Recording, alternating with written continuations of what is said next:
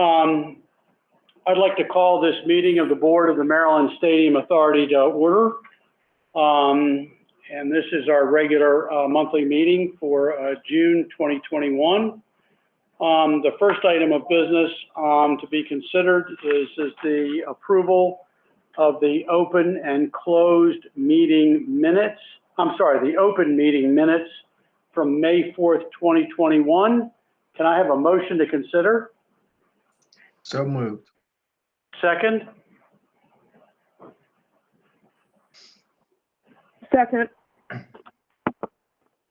Are there any changes, corrections, additions to those minutes? Processing and then have dinner tonight to kind of just. Hearing none, can I have a motion to approve? So moved.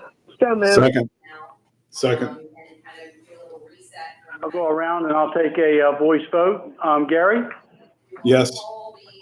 Joe? Yes. Cody? Yes. And the chairman votes yes. So the minutes of the May 4th, 2021 meeting are approved. The next item is approval of the minutes for the ad hoc meeting on May 18th, 2021. Can I have a motion to consider? So moved. So moved. Second. Are there any changes, corrections, additions to those meeting minutes?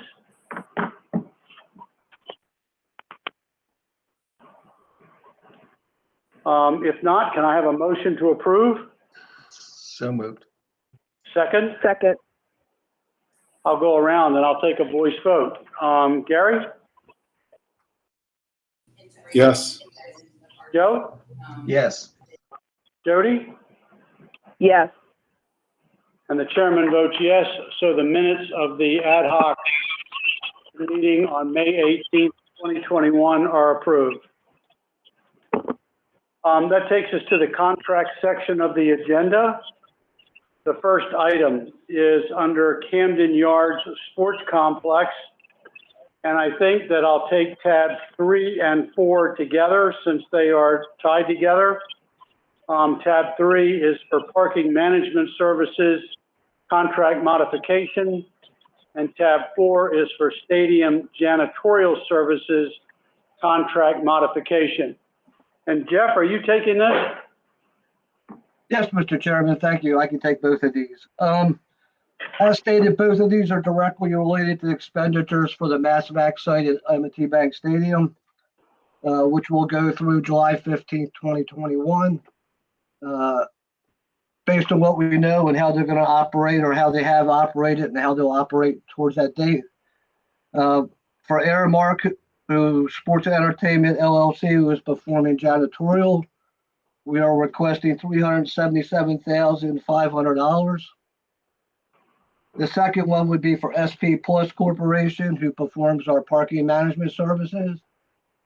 Again, for what they have performed and our projections for how they'll perform through July 15th, we are requesting $241,400. All of these funds are will be reimbursed when we come to conclusion and tally everything up.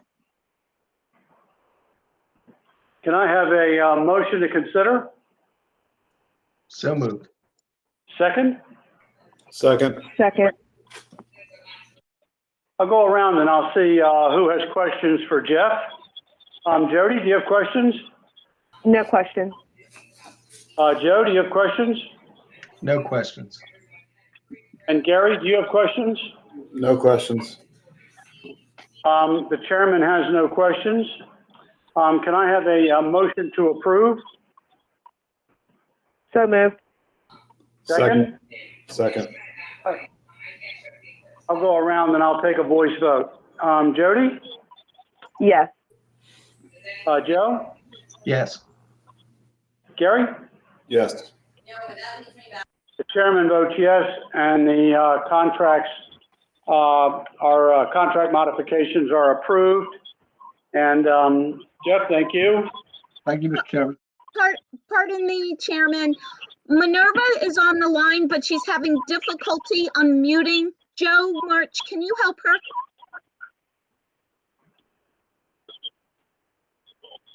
questions?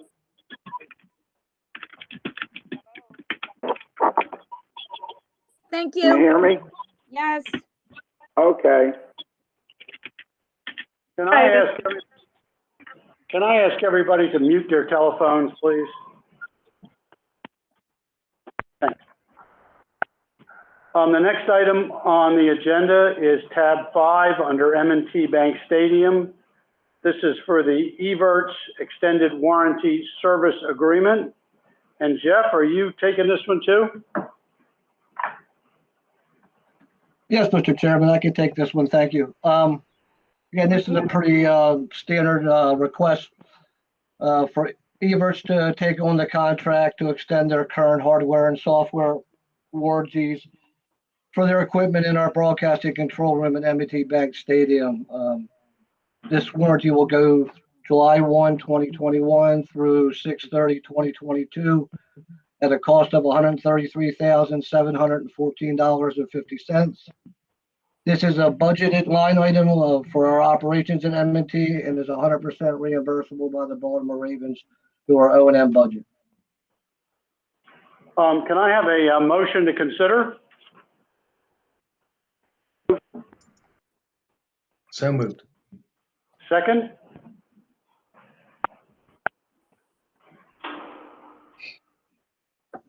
Need Second. a second? Okay.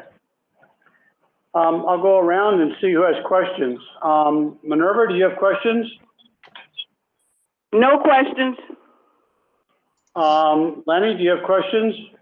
No questions. Jody, do you have questions?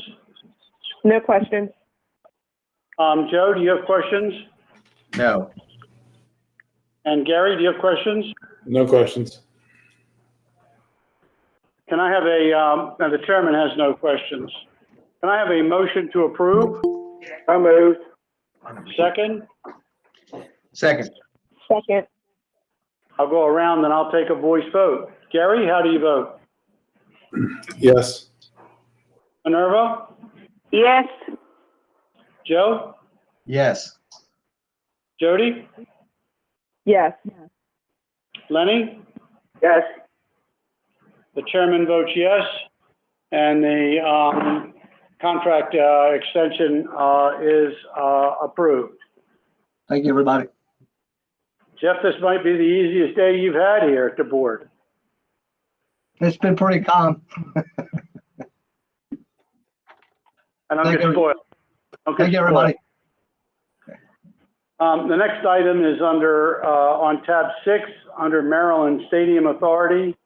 This is for on-call waterproofing and restoration consulting services first renewal.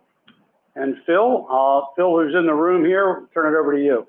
Thanks, Mr. Chairman. So this is to recommend a first renewal of 2 for the on-call waterproofing contract, which is currently held by BECS. They've performed well in several projects across the complex. We recommend that we add $50,000 to the authorization for this renewal. Can I have a motion to consider? So moved. Second. All right. I'll go around and see who has questions. Joe, do you have questions? No. Minerva, do you have questions? No, sir. Jody, do you have questions? No questions. Gary, do you have questions? No questions. Lenny, do you have questions? Yes, sir. The chairman has no questions. Can I have a motion to approve? So moved. Second. Second. I'll go around. I'll take a voice vote. Lenny? Yes. Jody? Yes. Gary? Yes. Joe? Yes. Minerva? Yes. The chairman votes yes, and the first renewal restoration consulting services agreement is approved. That closes the business portion of our approvals portion of the agenda, and we'll go to the informational portion of the agenda, and I'll turn it over to Mike for the executive director's report. Thank you, Mr. Chairman. I have a few items to tell you about.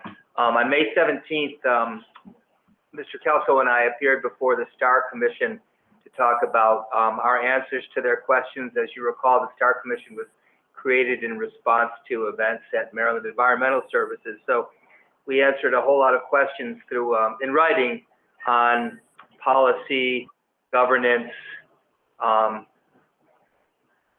strategy, et cetera. And so we had this hearing. It went very well. I think that we have a good reputation. Our results speak for themselves. The only question we had really was if some of the various forms of oversight were too much.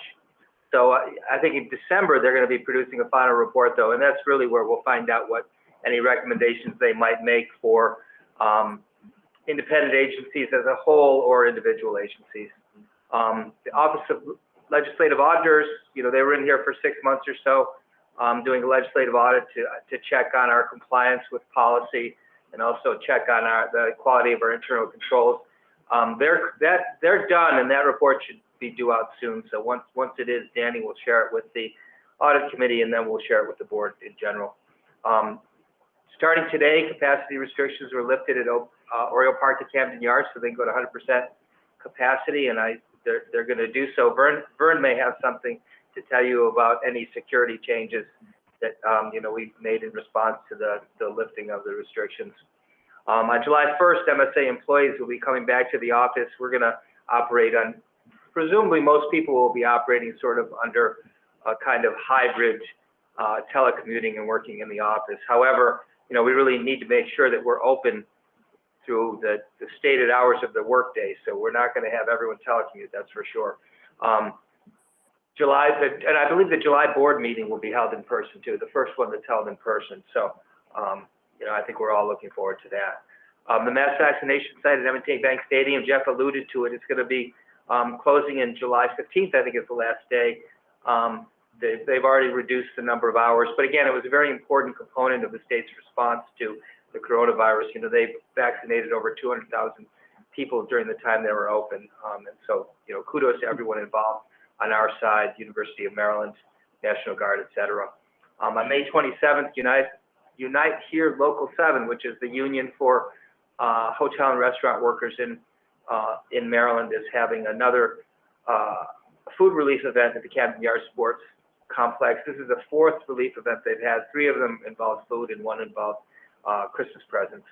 And finally, congratulations to our own Leonard Atman, who on May 13th was inducted into the Baltimore Jewish Hall of Fame.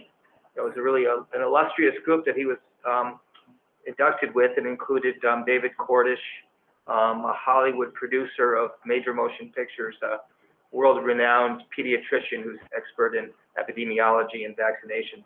So congratulations to Lenny. As we all know, Lenny's a community leader, and he was, honored for his achievements in business, entrepreneurship, and philanthropy. So congratulations to Lenny.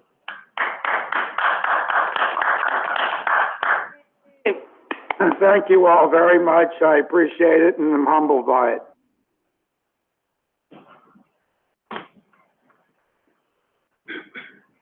Thanks, Mike. Any questions for Mike? The next item on the agenda is the security report. Vern? Thank you, Mr. Chairman. And keeping with today's theme, my report's going to be brief as well. There's been no significant security threats or safety issues at the complex or during events since my last report to the board at the May meeting. We continue to work with and meet with the Ravens and the NFL regarding the upcoming football season. And as Mike said, beginning today, Oriole Park does begin operating at 100% capacity for fans. Face masks are still required for fans and staff during games at the ballpark. And our event staffing for security and police is always dynamic and is going to be adjusted to account for the expected increase in fans at future games here at Oriole Park. That would conclude my report, and I'm certainly happy to answer any questions. Does anybody have questions for Vern? Thanks, Vern. John, can we do the report of small procurements and change orders?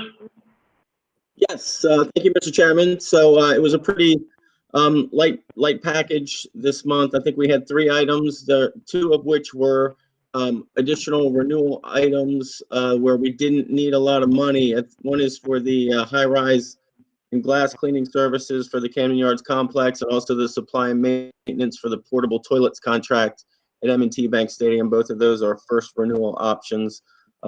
Additionally, there was a fire alarm hardware upgrade for some Siemens equipment at M&T Bank Stadium. And that's it. So I'm happy to answer any questions. Does anybody have questions for John? Gary, you want to do the report of small procurements and change orders? Thank you, Mr. Chairman. Capital projects? Yep, happy to. This month we have 3 change orders. 2 are credits related to closeout of contracts on the schools program, and 1 is an ad for Fair Hill where we were asked to perform additional services with money that was left over as Chris and Al brought the contracts and the project in under budget. Happy to answer any questions. Anybody have questions for Gary? All right, that's great. I'd like to see those red numbers in those reports. So Gary, you want to stay right with it, and we'll do the capital projects, capital development projects update? Yes, thank you, Mr. Chairman. The City Schools program, we have 17 schools open. 6 are opening this summer. 1 is opening at the end of the year. And the last 4 projects, which round out the total of 28, will be delivered over the next few years. The state school program, we are negotiating the program MOU with the IAC, and things are going very, very well. Eric's doing a fantastic job, and we hope to bring that MOU to the board, if not later this month at the next board meeting. For the non-school side, the Ocean City Convention Center is in construction, planned for completion by the end of the year. Most of the work on is being performed on the racing at Laura and Pimlico. We're still in the planning and due diligence phase, working with architects and stakeholders, finding out additional information and negotiating contracts, agreements. The Department of Legislative Services is moving from schematic design into design development. Things are going very well with that. We plan to start construction in about a year's time. Project Core, we received 1,038 notice to proceed and completed 809, with the balance in various stages of either demolition or hazmat assessment. The Baltimore Convention Center, we're wrapping up a study of the east side, the old side of the building, should be complete in about a month's time, and having conversations with the convention center staff and visit Baltimore as to next steps that they would like to pursue for the ultimate project. Hagerstown Stadium, we had a kickoff meeting with the stakeholders and the entity representing the county, which is called Chief. Everyone's very excited to get going. I'd say we're in due diligence and we'll be going out for procurement for an architect soon. The Prince George's tennis study is wrapping up and should be complete either late summer or early fall and released. And the Coppin State Public Safety Building, the MOU was approved at the last board meeting. We're in touch with Senator Hayes to get all the stakeholders together and kick off that study. And Historic St. Mary's was approved at the last board meeting. We're just getting started with that also. And happy to answer any questions.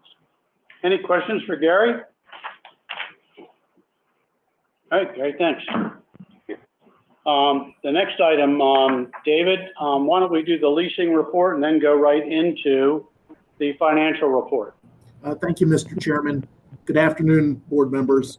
With regards to the leasing report, there was one tenant that was late getting their payment to us this month. I have been in contact with them.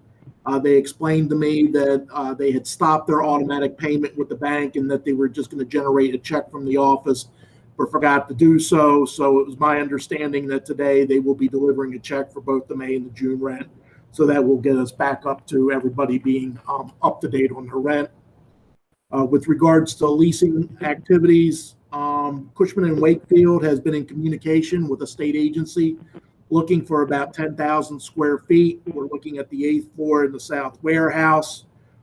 They're due to come in and look at some things and talk with Phil Hudson about the tenant change outs, and they would like to try to get in by September if possible. And then Cushman & Wakefield also showed a potential tenant in the 8th floor of the North Warehouse, which was a software company.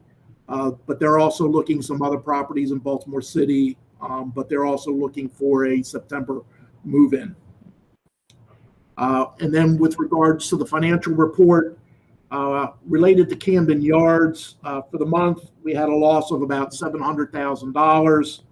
The projected loss was about $1.4 million.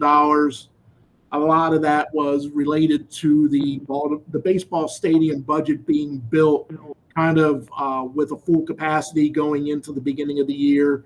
So we had a lot of cleaning, security kind of built in that way. But since we were only at 25%, there were savings associated with that.